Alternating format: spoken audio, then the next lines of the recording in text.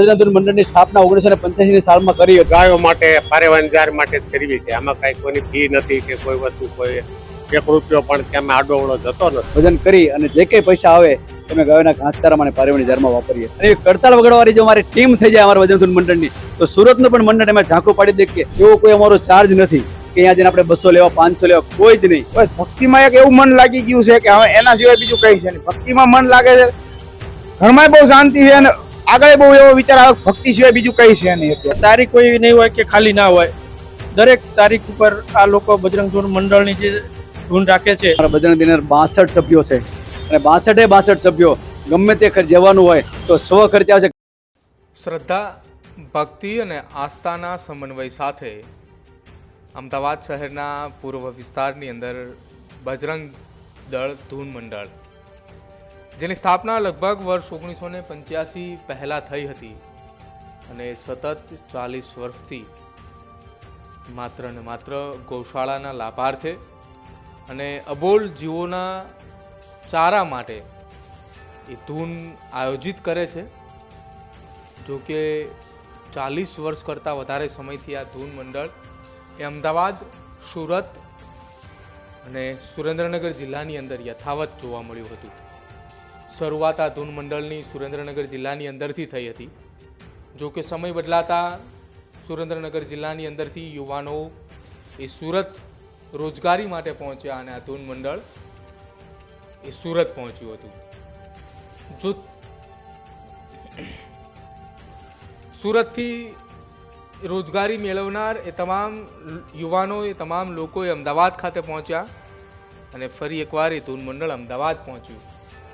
જો કે છેલ્લા 40 વર્ષથી અમદાવાદની અંદર આ ધૂન મંડળ યથાવત છે અને આ જ ધૂન મંડળ દ્વારા દર શનિવારે શહેરના એ અલગ અલગ વિસ્તારોની અંદર ધૂનનું આયોજન કરવામાં આવતું હોય છે અને એ ધૂન દરમિયાન જે કંઈ પણ પૈસા આવે છે એ તમામ રૂપિયા એ અબોલ જીવોના ઘાસચારા માટે, તેમના ચણ માટે વાપરવામાં આવે છે. આ બજરંગ દળ ધૂન મંડળના સ્થાપક સમયના એક વ્યક્તિ, જેમનું નામ અંબારામભાઈ છે, એ શું કહી રહ્યા છે એ સાંભળ્યું. 40 વર્ષ પહેલાથી ચાલે છે. જોકે બહુ જૂનું મંડળ છે. પેલા સુરત ચલાવતા, આજે અમદાવાદ બધા કારખાના ચાલુ થયા પછી બધા કારીગરો અહીંયા આવ્યા એટલે એ મંડળ અહીંયા ચાલુ કર્યું. એટલે 40 વર્ષ આજુબાજુ તો અહીંયા થઈ ગયું છે. તો મંડળની શરૂઆત કેવી રીતે થઈ? શરૂઆત ગામડે જ ચાલતું હતું પેલા. એટલે ગામડે હું જતો હતો મંડળની અંદર. પછી અમે સુરત ગયા હીરામાં. એટલે અમને એમ થયું કે અહીંયા આપણે આ સેવાનું કામ કર્યું હોય તો સારું. એટલે ત્યાં પછી ચાલુ કર્યું. ત્યાંથી બધા અમે આ નજીક પડે આપણે ગામડું એટલે અમદાવાદ, તો અમદાવાદ પછી ચાલુ કર્યું. એના એ મંડળ પછી સામાન પડ્યો તો અહીંયા ચાલુ કરી દીધું. બસ આમાં જોડાય તો સેવાનું કામ સારું છે. ગાયો માટે પારેવાંજાર માટે જ કરવી છે. આમાં કઈ કોઈની ફી નથી કે કોઈ વસ્તુ કોઈ એક રૂપિયો પણ ત્યાં આડોવળો જતો નથી. સ્પેશિયલ ગાયો માટે અને પારેવાની જાર માટે વર્ષોથી આ રીતે ચાલે છે. એ જ પ્રવૃત્તિ કરીએ. ધૂન મંડળ દ્વારા તમામ વખતે યુવાનોએ તેમની તરફ પ્રેરાય તે માટેની અપીલ એ વારંવાર કરી રહ્યા છે.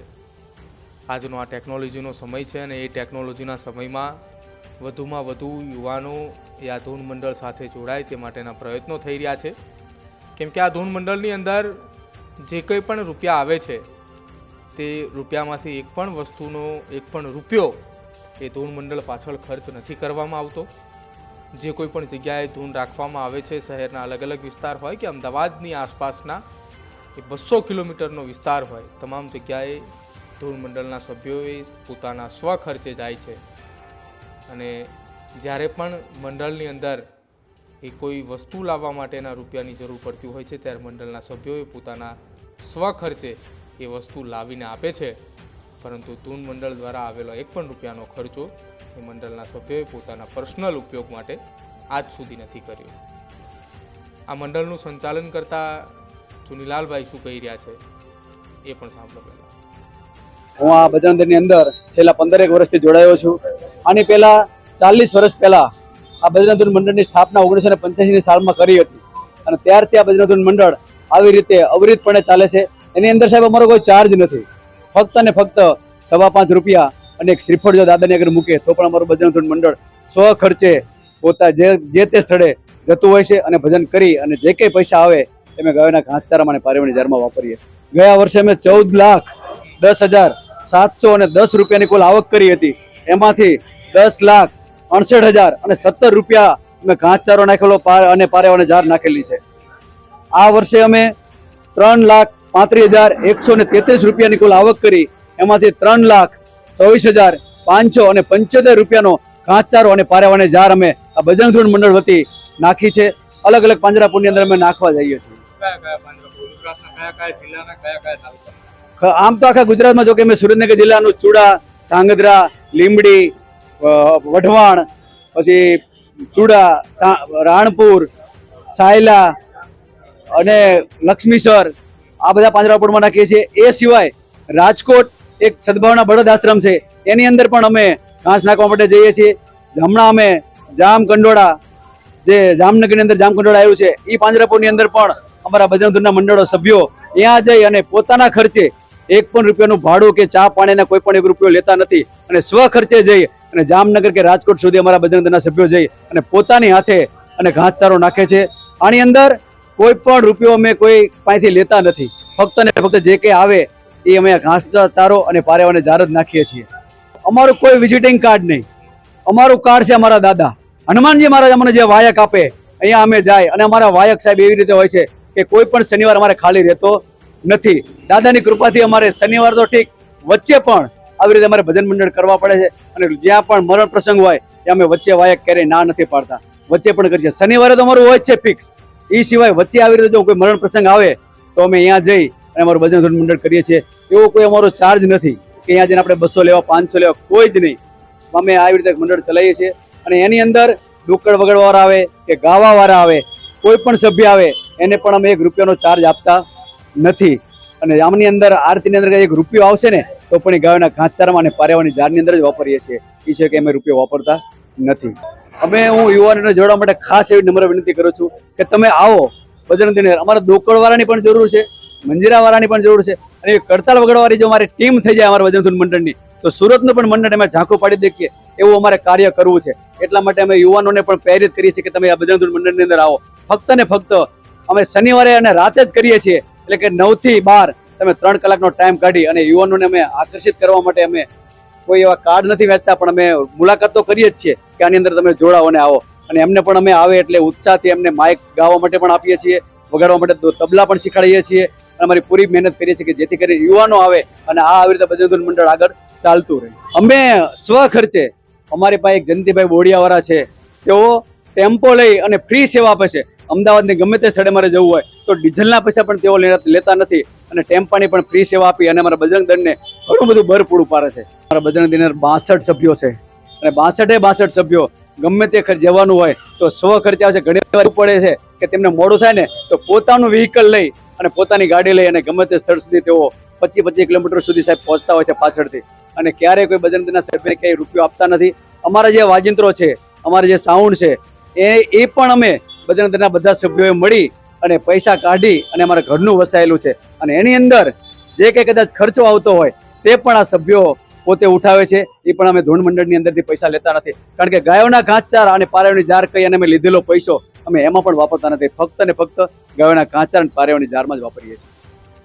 ભજન, કીર્તન અને ધૂન આ શબ્દ જ્યારે આવે ત્યારે આપણને એમ થાય કે ભજન, કીર્તન અને ધૂન એ 50 વર્ષ કરતાં મોટી ઉંમરના લોકો કરતા હોય છે. એ આપણું કામ નથી, એ આપણા દાદા, એ આપણા બા એ ધૂન મંડળની અંદર બેસતા હશે. પરંતુ આજના યુગની અંદર યુવાનો પણ ભજન કીર્તન કરી રહ્યા છે. અને આ જ ભજન કીર્તન કરી રહેલા એક યુવાને બજરંગ દળ ધૂન મંડળ વિશે શું કહ્યું અને એ ધૂન મંડળની અંદર આવ્યા બાદ તેના પરિવારની અંદર કેટલો બદલાવ આવ્યો એ પણ સાંભળો. બજરંગ દળ ધૂન મંડળ 40 વર્ષ પૂરા થાય છે, 41 વર્ષમાં જાય છે. હનુમાનજી જયંતિ ઉત્સવ મહોત્સવ બજરંગ દળ ધૂન મંડળમાં અમે ગાયોના ઘાસચારા અને કબૂતરાની ઘાસચારા માટે કરીએ છીએ. પારેવાની ઝાડનું અને કબૂતરા સિવાય બીજું કોઈ કરતા નથી. 1 રૂપિયો અમારો કોઈ ચાર્જ નથી હોતો. ગમે ત્યાં જાય ત્યાં કોઈ પણ ફ્રી સેવા આપે છે. અમે ગાયોના માટે જ ખાસ કરવી છે અને અમને બહુ આનંદ થાય છે આના માટે. દશરથભાઈ, એવું કેમ વિચાર આવ્યો? એવો વિચાર ધૂન જેવું ને, ધૂન, ભજન, કીર્તન, આ એક ઉંમર નક્કી કરેલી હોય કે 55 વર્ષ 60 વર્ષ પછી આ બધા ધૂન ને બધું કરતા હોય. તો દશરથભાઈને એવો કેમ વિચાર આવ્યો કે મારે 30 વર્ષની ઉંમરની અંદર બજરંગ જે ધૂન મંડળ છે એની સાથે જોડાવું છે, મારે કીર્તન કરવા છે, મારે ભજન ગાવા છે? કેમ? બસ ભક્તિમાં એક એવું મન લાગી ગયું છે કે હવે એના સિવાય બીજું કઈ છે નહીં. ભક્તિમાં મન લાગે છે, ઘરમાં બહુ શાંતિ છે અને આગળ બહુ એવો વિચાર આવે ભક્તિ સિવાય બીજું કઈ છે નહીં. અત્યારે હજી એમ થાય છે ભક્તિ સિવાય પૈસા તો આજ છે ને કાલ નથી. 2-5 પૈસા આમાં નાખી છે, 2-5 પૈસા મળી રહે તરત જ. તે ભગવાનનામાં એવું કાર્ય છે કે ભગવાનમાં બહુ આનંદ આવે છે.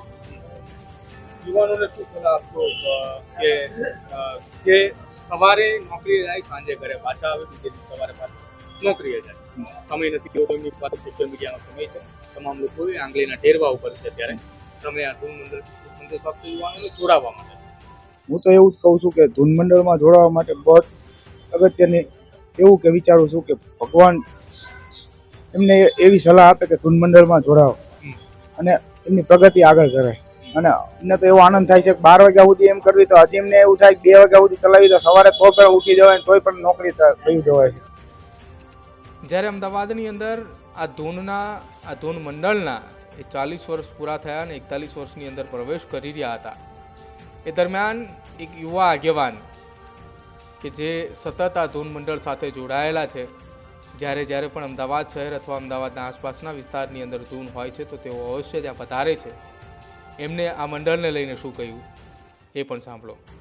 હનુમાન જયંતિના પર્વ નિમિત્તે હું એટલું તો જરૂર કહીશ કે બજરંગ દળના જે 62 સભ્યો જે ચુનીલાલભાઈ વાત કરીને, એ 62 સભ્યોને પહેલાં હું તો ખૂબ ખૂબ અભિનંદન પાઠવું છું અને ધન્યવાદ પાત્ર છે. આ 62 મંડળોના સભ્યો જે કામ કરી રહ્યા છે તે પોતાના ખર્ચે, કે જેને કહેવાય કે આથી 100 કિલોમીટર 200 કિલોમીટર સુધી જ્યાં પણ પાંજરાપોળ છે, સાયલા, ચુડા, રાણપુર, વઢવાણ, પાળિયાદ, દરેક પાંજરાપોળમાં પોતાના સ્વખર્ચે જે ઘાસચારો અને પારેવાની જાહેર માટે જે દર કોઈ એવો કે તારીખ કોઈ નહીં હોય કે ખાલી ના હોય, દરેક તારીખ ઉપર આ લોકો બજરંગ ધૂન મંડળની જે ધૂન રાખે છે અને તમામ મંડળના સભ્યો જે હાજરી આપી અને જે આજે ફંડ ફાળો ભેગો કરે છે અને પારેવાની જાહેર માટે અને પશુના ઘાસચારા માટે વાપરે છે, એ બદલ હું બજરંગ ધૂન મંડળને ખૂબ ખૂબ ધન્યવાદ પાઠવું છું.